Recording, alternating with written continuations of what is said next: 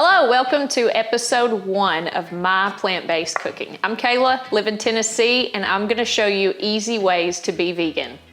Today we're gonna start with episode 1. We're gonna do a Beyond Beef soup. So my mom back in the day when I used to eat meat, she would do roast. She would use roast and make this from the leftovers the next day. She would make this pot of soup and it was such a comfort food for me.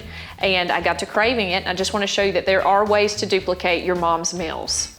So this one's super simple. So I go to Kroger. You can get most of this at any store, whatever you choose. I just choose Kroger because they bring it to my car and I don't have to go in. So I'm using today the Beyond Burger. Now I've used Morningstar, Gardein, and the Impossible meat before. It's all fantastic. But today I'm gonna try to cook the hamburger meat into the soup from the burger patties. So that should be an experiment you're along for the ride for. So then you just need a box of elbow macaroni, some veggie stock, a can of Veg-All, the mixed vegetables, salt, pepper, and I'm using some canned tomatoes that my mom actually made last year. She cans them herself, but you can use any just crushed tomatoes from the store. So first thing we're gonna do is take this Beyond Burger patties. And we're gonna crumble them and start to cook. So I'm gonna add a little bit of oil to the pan. This is just extra virgin olive oil. We're gonna let it heat up for just a second and then we're gonna add the meat. Now normally I grill this, so this is new for me too. So we're just gonna crumble the patties. And then we're just gonna watch and see how long it takes for them to get brown like hamburger meat. If you haven't tried these, they are super strange. They do feel like hamburger meat, like ground beef that you could buy at the store. It's amazing what they've done with the vegan options. So one thing that I think it's important to know is that you don't have to have beef in your diet. There's a lot of protein in these Beyond Burgers. I know when I started substituting meat, some people will say you shouldn't eat the artificial meat, but I think it's a great thing. If you're trying to eat less meat, it's great to incorporate these products. That's what they're here for. I know that I feel a lot better. It's been about 2 years since I've gone plant-based. Just a little bit of my backstory. Was watching Maddie Limburner on YouTube actually, and loved the food that she ate, her and Kyle, and she had recommended a video called 101 Reasons to Go Vegan. And I watched it, and there was so much that I guess I just hadn't thought about before. So it kind of led me down a rabbit hole of doing more research, and I kind of just fell in love with this lifestyle. And you know, I've lost 40 pounds, I eat incredible food, and I got blood work the other day and it was fantastic. So it's working for me, and I really do think it can work for you.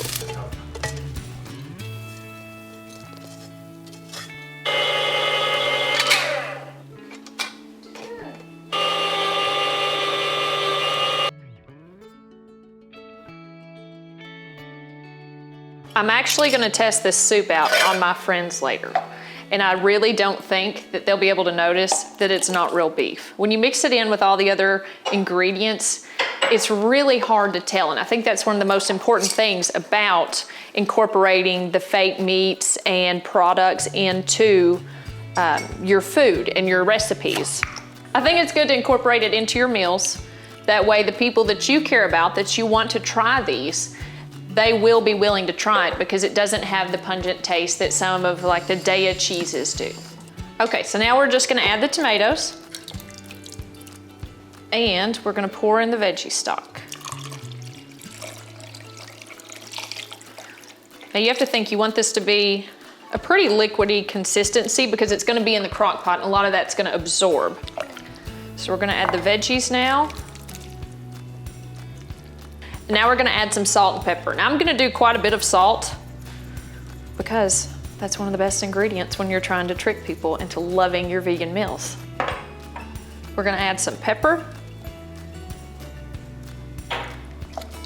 Give it another good stir. And I actually used probably about half of this, maybe 3/4. So then we're gonna add an entire box of elbow macaroni. So once we add the elbow macaroni, we're probably gonna need to add a little more veggie broth, just depending.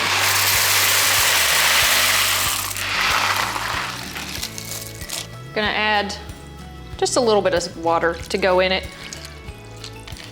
just to make sure those noodles don't get dried out. Then we're gonna put this in the crock pot and we're gonna leave it for 30 minutes on high. Okay, if you can also leave this on for the afternoon to cook. And if you wanna do that, just add the noodles about 30 minutes before you're done. And that's it. We'll check back in a little while and see how it turned out. Okay, now your soup should be done, so let's take a look. All right, it smells really good. I wish you could smell this. So what we're gonna do is we're gonna serve up a bowl and we're gonna test this out. Now it does come out pretty thick. If you don't wanna add as many noodles, you don't have to, but I do like my stews and soups a little on the thick side.